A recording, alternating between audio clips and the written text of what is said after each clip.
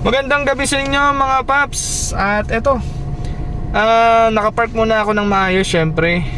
At eto, hindi tumatakbo yung sasakyan. So, may gusto lang akong ipakita sa inyo. Eto, nagkaroon ng find ang isang motovlogger. I'm not sure pa kung totoo to sa LTFRB na 5K. So, may GoPro siya nakakabit sa motor. At nagkaroon siya ng find kasi naka-duty siya pero nagbi-video siya. Bawal na daw yun. Tingin ko hindi lang naman is not content for ano rin to awareness and safety purposes ng mga nagmamotovlog. And sa amin din sa mga TNBS, I think na kung ma-implement talaga to, sayang kasi safety purposes din namin mga TNBS driver. Siyempre mga incident o accident, nakukuha na ng camera din sa loob, ganun. And pagbabawalan nata kahit with consent ng passenger na pumapayag silang magpakuha ng video. Minsan kasi may mga passenger na gusto magpa-shoutout, gustong masama sa vlog. So may mga ganun kasi is entertainment only lang din naman. And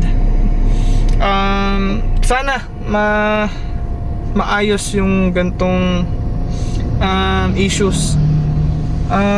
Siguro yung drive na hawak yung cellphone, bawal talaga kasi talaga nasa batas yun. Pero yung dashcam naman, sana payagan po ng LTFRB kasi hindi naman nagpo-focus sa camera. Then yung camera naman, yung camera na dashcam di naman nahawakan yan, So yun lang mga paps, nakakalungkot lang kasi alam mo yung gusto lang din namin magpasaya ng tao, or gusto lang din namin kahit pa paano as a content creator ng TNBS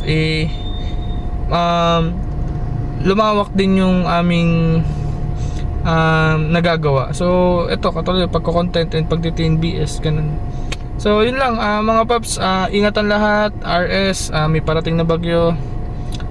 Sana hindi bumaha sa sa lugar. Sana hindi tumama sa atin yung bagyo at maraming alam natin sa lugar natin sa Manila, maraming binabahan lugar.